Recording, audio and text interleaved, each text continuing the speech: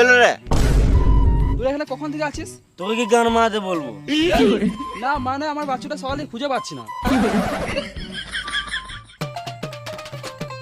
কি করছিস, বসে আছিস? তাহলে আমি একটু বসি নাকি? এই মানে মদ খাচ্ছিস নাকি? আমি তো দেখি নাই। বেশ তোরা খা খা। এলে মদ খা। না না খাবো না, তোরা বেশি খাস না, না হলে ফটোতে মালা পড়ে যাবে। বেঁচে থাকলে কার ভালো, মরে গেলে গান মারালো।